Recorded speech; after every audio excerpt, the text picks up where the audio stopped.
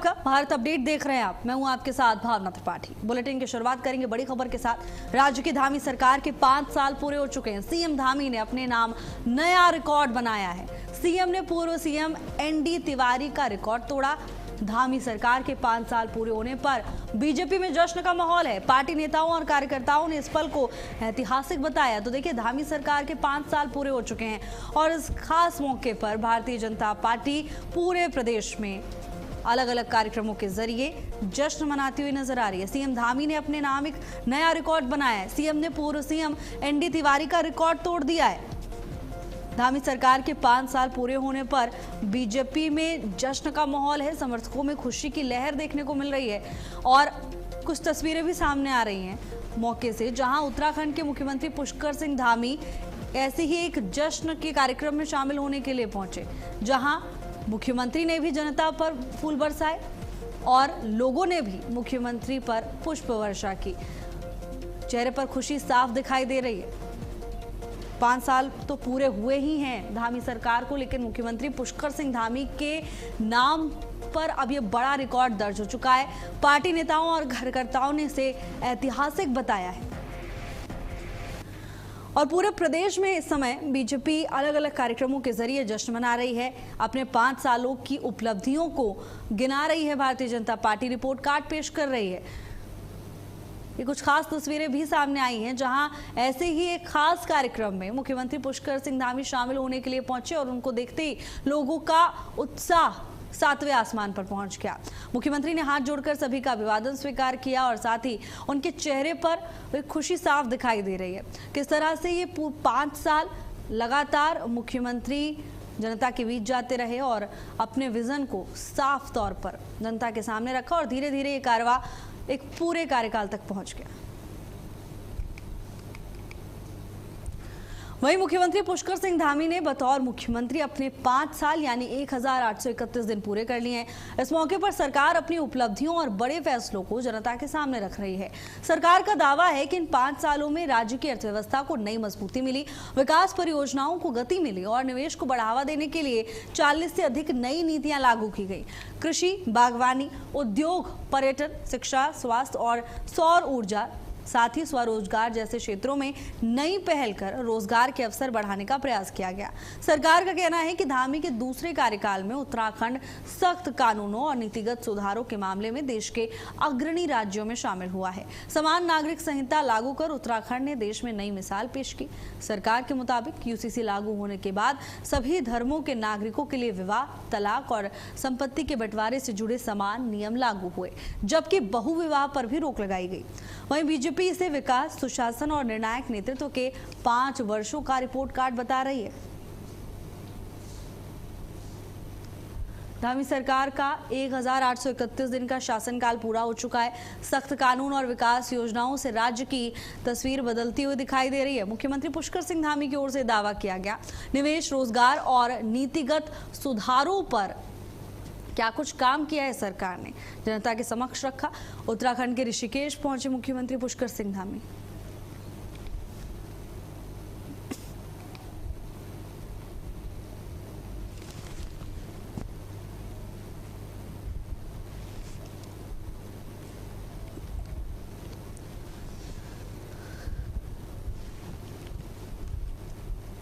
वहीं राज्यपाल lieutenant general Gurmeet Singh और मुख्यमंत्री पुष्कर सिंह धामी ने ऋषिकेश के आईडीपीएल ग्राउंड में आयोजित सेवा पखवाड़ा कार्यक्रम में हिस्सा लिया। इस कार्यक्रम में 20,000 से ज्यादा लोग शामिल हुए हैं। यहां देहरादून, हरिद्वार और टिहरी के कई सरकारी विभागों ने एक साथ शिविर लगाकर लोगों की समस्याओं का मौके पर समाधान किया, सरकारी योजनाओं का लाभ दिया। स्वास्थ्य शिविर में 1009 लोगों की जाँच और इलाज किया गया। समाज कल्याण विभाग ने 75 लोगों की पेंशन मंजूर की। 280 दिव्यांगजनों को सहायक उपकरण वितरित किए। कृषि, उद्योग, डेयरी, मत्स्य और अन्य विभागों ने भी 1200 से ज्यादा लोगों को योजनाओं का लाभ पहुंचाया है। इस दौरान मुख्यमंत्री ने उत्कृष्ट कार्य करने वाले स्वयं सहायता समूहों, उद्यमियों और विभिन्न विभागों के लाभार्थियों को सम्मानित किया। कौशल विकास योजना के तहत जापान में नौकरी पाने वाले 3 युवाओं को भी सम्मानित किया गया। मुख्यमंत्री ने कहा कि सरकार का लक्ष्य हर जरूरतमंद तक योजनाओं का लाभ पहुंचाना है, जनता की समस्याओं का तेजी से समाधान करना है।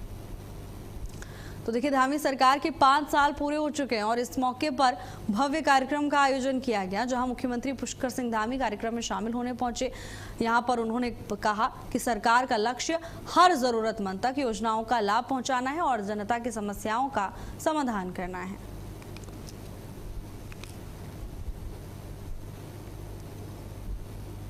वहीं बागेश्वर में कांग्रेस की परिवर्तन यात्रा पहुंची, जहां प्रदेश अध्यक्ष गणेश गोदियाल के नेतृत्व में कार्यकर्ताओं ने शक्ति प्रदर्शन किया। मीडिया से बातचीत में गणेश गोदियाल ने दावा किया है कि कुमाऊं में कांग्रेस के पक्ष में माहौल बन रहा है, जनता बदलाव चाहती है। उन्होंने कहा कि आने वाले 6 महीनों में उत्तराखंड की राजनीति में बड़ा परिवर्तन देखने को मिलेगा। गोदियाल ने मुख्यमंत्री पुष्कर सिंह धामी पर जमकर निशाना साधा। उन्होंने कहा कि सरकार अपने 5 साल पूरे होने का जश्न मना रही है, जबकि प्रदेश का युवा बेरोजगारी और अन्य समस्याओं से परेशान है। उन्होंने आरोप लगाया कि राज्य में भ्रष्टाचार बढ़ गया है, सरकार जनता की समस्याओं पर ध्यान नहीं दे रही। गोदियाल ने कहा कि धामी सरकार अब नैतिक रूप से सत्ता में बने रहने का अधिकार खो चुकी है और उसका पूरा ध्यान अपनी कुर्सी बचाने पर है। बागेश्वर में कांग्रेस की परिवर्तन यात्रा पहुंची, जहां भारतीय जनता पार्टी पर जोरदार निशाना साधा। कहा कि 6 महीने में बड़ा बदलाव दिखेगा। अब 27 में चुनाव है और ऐसे में ये सियासी तापमान लगातार बढ़ता जा रहा है प्रदेश में। मंत्री ने जोरदार निशाना साधा धामी सरकार पर और बीजेपी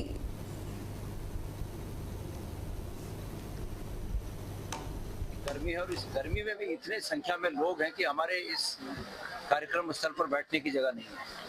ये लोगों का उत्साह इस कदर तक सिर चढ़कर बोल रहा है कि निश्चित रूप में इसका परिणाम इस प्रदेश में आगामी 6 महीने के अंदर परिवर्तन के रूप में आप सबको दिखाई देगा। जिस प्रकार से सरकारों ने घमंड का चोला ओढ़कर आम आदमी को, आम लोगों को धमका कर और सिर्फ अपने हितों की साधना करने में सरकार लगी है, इस सरकार को एक पल का भी अब अधिकार नहीं है कि सरकार सत्ता में रहे।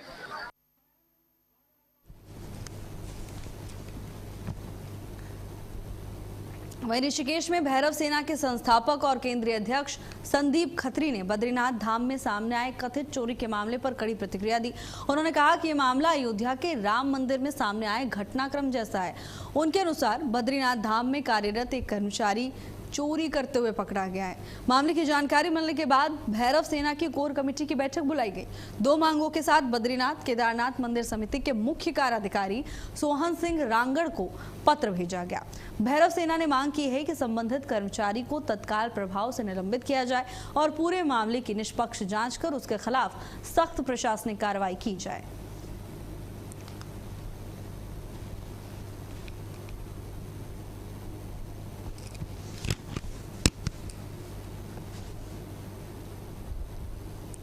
वहीं उत्तराखंड में विशेष गहन पुनरीक्षण यानी SIR को लेकर सचिवालय में अपर मुख्य निर्वाचन अधिकारी राजनीतिक दलों के प्रतिनिधियों के साथ बैठक की। डॉक्टर विजय कुमार जोगदंडे ने प्रतिनिधियों के साथ बैठक की और विस्तृत चर्चा की। बैठक में बताया गया कि प्रदेश में अब तक करीब 71 लाख मतदाताओं के फॉर्म का डिजिटाइजेशन किया जा चुका है, जबकि 8 लाख से अधिक मतदाता अनकलेक्टेड श्रेणी में शामिल हैं। इसके अलावा 1,23,836 मृत मतदाता, 4,77,148 स्थायी रूप से स्थानांतरित मतदाताओं की पहचान की गई। साथ ही अपर मुख्य निर्वाचन अधिकारी ने राजनीतिक दलों के अनकलेक्टेड श्रेणी के मतदाताओं के घर घर सत्यापन अभियान में सहयोग करने की अपील की है।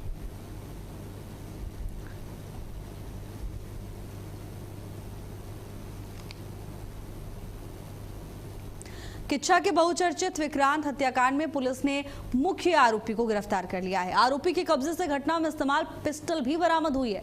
पुलिस ने बताया कि मामला 26 जून का है, जब विक्रांत की हत्या को लेकर किच्छा थाने में मुकदमा दर्ज किया गया था। जांच के बाद सीसीटीवी फुटेज और सबूतों के आधार पर आरोपी तक पुलिस पहुंची।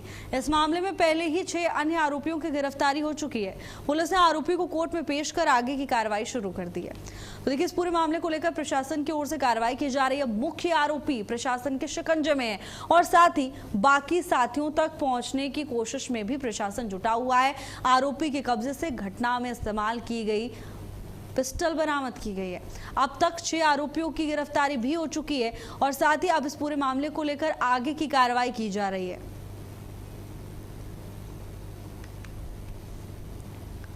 सीसीटीवी फुटेज सबूतों के आधार पर पुलिस आरोपी तक पहुंच गई। बता दें कि इस पूरे मामले में पहले ही 6 अन्य आरोपी पुलिस के शिकंजे में हैं और अब मुख्य आरोपी भी धर दबोचा है प्रशासन ने। अब इस पूरे मामले को लेकर आगे की कार्रवाई अमल में लाई जा रही है।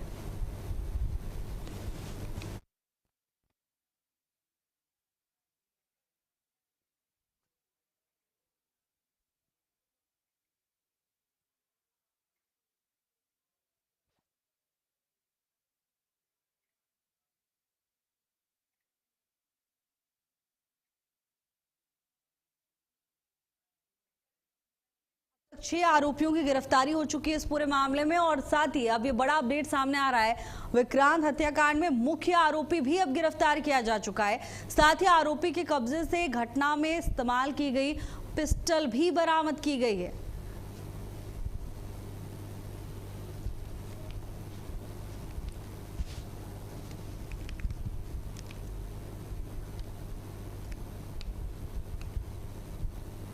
वहीं हरिद्वार के शिवालिक नगर में बिजली विभाग की ओर से स्मार्ट मीटर लगाए जाने का स्थानीय लोगों और व्यापारियों ने विरोध किया।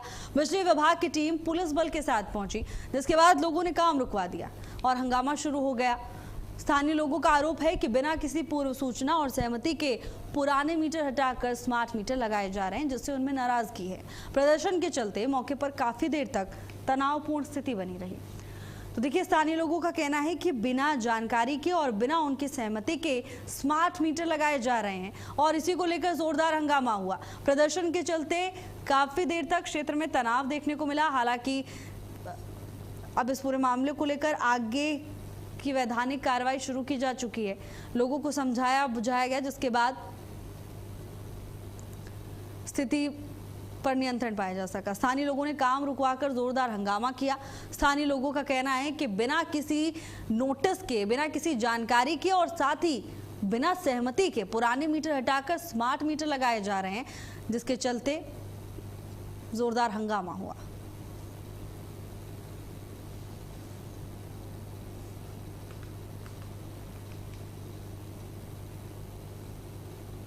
खुलते जबरदस्ती साइन करा रहे हैं।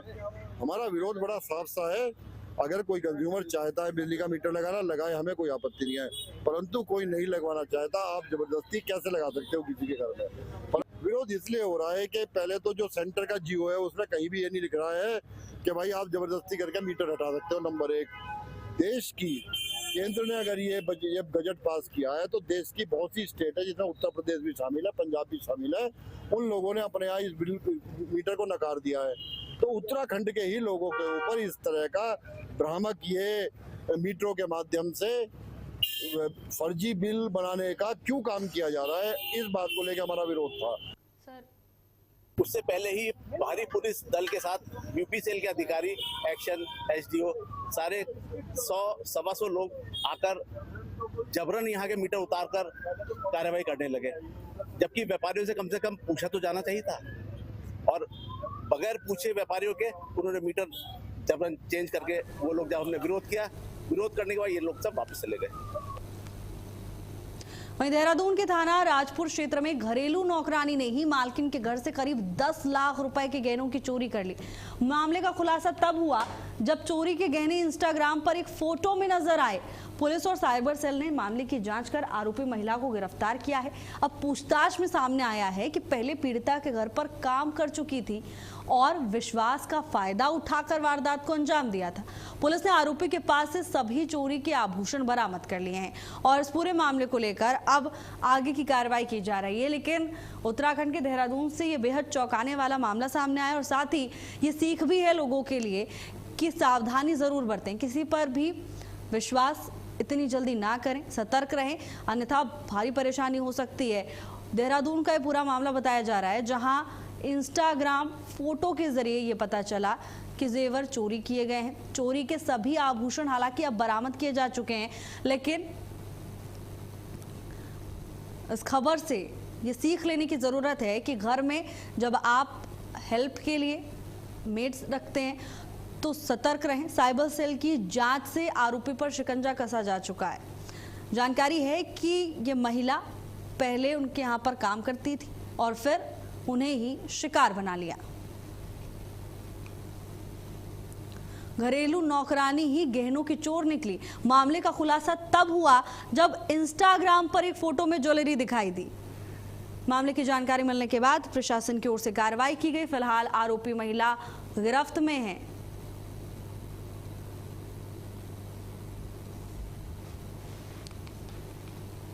उत्तराखंड के देहरादून का यह पूरा मामला बताया जा रहा है, जहां साइबर सेल की जांच से आरोपी तक प्रशासन पहुंचा है और चोरी के सभी आभूषण बरामद किए जा चुके हैं। आरोपी महिला को भी गिरफ्तार किया गया है। भरोसे का फायदा उठाकर वारदात को अंजाम दिया। 1 जुलाई को जो पीड़िता है श्रीमती मिथिला वत्स, जो कि माया ग्रीन IT पार्क में रहती हैं, उनके द्वारा 1 जुलाई को एक तहरीर दी गई थी, जिसमें उनके द्वारा आरोप ये लगाया गया था कि उनके कुछ जो कीमती आभूषण थे, जिसमें कुछ हीरे का हार भी था, मोबाइल था और सोने के अन्य आभूषण थे, तो उनके द्वारा जब छानबीन की गई और तलाश की गई तो उनको मिल नहीं रहे थे और तकरीबन घटना को 1 वर्ष से अधिक का समय हो चुका था। तो उन्होंने यही सोचा कि कहीं उनके द्वारा मिसप्लेस हो गए हैं, उनके कोई नातेदार रिश्तेदार जो है उनसे बिना पूछे लेके चला गया है। इस संबंध में जब काफी समय बाद उनको इस संबंध में सुराग नहीं मिला, कुछ पता नहीं चला और उनके द्वारा जो उसके फोटो वगैरह थे वो अपने नातेदार रिश्तेदारों को भी सोशल मीडिया के माध्यम से उनको दे दिए गए थे। वहीं मसूरी में विश्व स्तरीय रोपवे परियोजना को लेकर तैयारियां तेज कर दी गई हैं। सीएम धामी के निर्देशों पर सचिव आवास डॉक्टर आर राजेश कुमार ने संबंधित अधिकारियों के साथ मसूरी में विभिन्न स्थलों का निरीक्षण किया। निरीक्षण के दौरान लाइब्रेरी चौक, पिक्चर पैलेस, मॉल रोड और लाल टिब्बा क्षेत्र में टर्मिनल स्टेशनों की भूमि और तकनीकी पहलुओं की समीक्षा की गई। साथ ही यातायात प्रबंधन, सुरक्षा और पर्यावरणीय संतुलन को लेकर भी चर्चा हुई है। अधिकारियों ने बताया कि परियोजना से मसूरी में बढ़ते यातायात दबाव में कमी आएगी, पर्यटकों को बेहतर परिवहन सुविधा मिलेगी। हालांकि चिक चॉकलेट क्षेत्र में स्थान सीमित होने पर वैकल्पिक स्थल तलाशने के निर्देश दे दिए गए हैं। मसूरी रोपवे परियोजना की तैयारियां अब और तेज देखने को मिल रही हैं और इसी को देखते हुए सचिव आवास ने स्थलों का निरीक्षण किया। सभी को निर्देश दिए हैं कि तय समय सीमा में काम पूरा हो जाना चाहिए और ट्रैफिक और पर्यावरण संतुलन पर विशेष फोकस रखने के निर्देश दिए गए। भीड़भाड़ वाले इलाकों में वैकल्पिक स्थल तलाशने के निर्देश भी प्रशासन की ओर से दिए गए।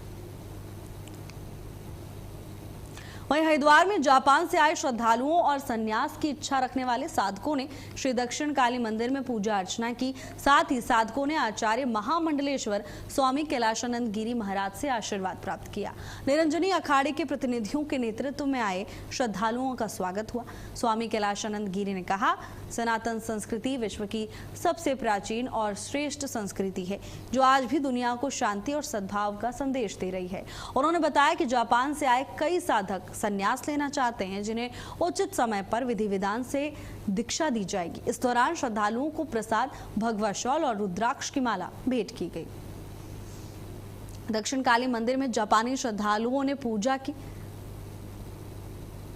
तमाम तस्वीरें भी मौके से सामने आई हैं, जहां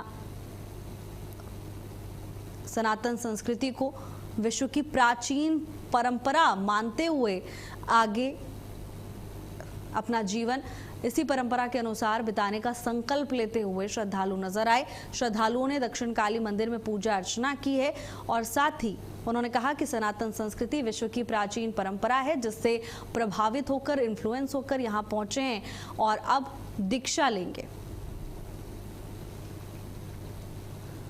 जापानी श्रद्धालुओं ने काली मंदिर में पूजा अर्चना की विधि विधान के साथ।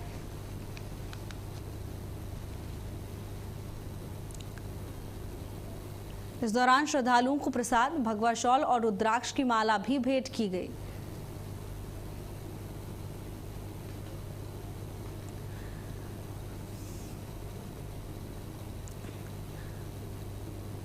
तो स्वामी कैलाशानंद गिरी ने कहा है कि सनातन संस्कृति विश्व की सबसे प्राचीन और श्रेष्ठ संस्कृति है, आज भी दुनिया को शांति और सद्भाव का संदेश दे रही है। उन्होंने बताया कि जापान से आए कई साधक संन्यास लेना चाहते हैं।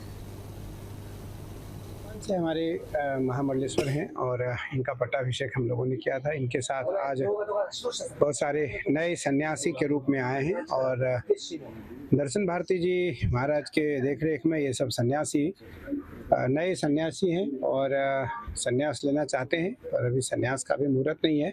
इनकी अच्छी मुहूर्त देख करके इनको सन्यास के साथ साथ और इनको निरंजनी अखाड़े में लेकर के इनका सन्यास भी किया जाएगा और इनको महामंडलेश्वर पद पर अभिषेक भी किया जाएगा। तो मुझे लगता है कि आज ये लोग आए और इन्होंने हमसे आशीर्वाद लिया। चंपावत के टनकपुर में कैलाश मानसरोवर यात्रा को लेकर तैयारियां पूरी कर ली गई हैं। मुख्यमंत्री पुष्कर सिंह धामी की कोशिशों से लगातार दूसरी बार यात्रा का मार्ग टनकपुर चंपावत से तय किया गया। आज शाम पहला जत्था टनकपुर पहुंचेगा और कल सीएम धामी टीआरसी परिसर से यात्रियों को हरी झंडी दिखाकर रवाना करेंगे। इस साल 10 दलों में करीब 500 श्रद्धालु पहुंचेंगे, जिससे स्थानीय पर्यटन को भी बढ़ावा मिलेगा। प्रशासन और केएमवीएन ने सभी व्यवस्थाओं को अंतिम रूप दे दिया है। तो देखिए, टनकपुर चंपावत मार्ग से आज पहला जत्था पहुंचेगा टनकपुर और इसको देखते हुए प्रशासन की ओर से तमाम तैयारियां पूरी की जा चुकी हैं। तैयारियों को अंतिम रूप दिया जा चुका है। कैलाश मानसरोवर यात्रा को लेकर प्रशासन पूरी तरह से अलर्ट है और कल का दिन बेहद खास होने वाला है, क्योंकि उत्तराखंड के मुख्यमंत्री पुष्कर सिंह धामी खुद पहले जत्थे को रवाना करेंगे।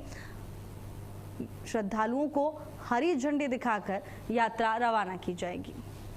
कैलाश मानसरोवर यात्रा को लेकर सभी तैयारियां पूरी की जा चुकी हैं। बस इंतजार अब कल का है, जहां उत्तराखंड के मुख्यमंत्री पुष्कर सिंह धामी खुद हरी झंडी दिखाकर यात्रा को रवाना करेंगे। कैलाश मानसरोवर यात्रा फिर से यहाँ से चालू हो गई है, तो ये दूसरी बार है माननीय मुख्यमंत्री जी के उसमें ये दूसरी बार यहाँ से यात्रा चल रही है। तो इस यात्रा में आपके 10 दल हैं और हर दल में आपके 50 यात्री रहेंगे। देखिए, कुमाऊं मंडल विकास निगम की ओर से सारी व्यवस्थाएं दुरुस्त कर ली गई हैं और 4 तारीख को ये पहला दल यहाँ पर पहुँचेगा और 5 तारीख की सुबह ये दल यहाँ से रवाना होगा। माननीय मुख्यमंत्री जी इसको हरी झंडी दिखाएंगे।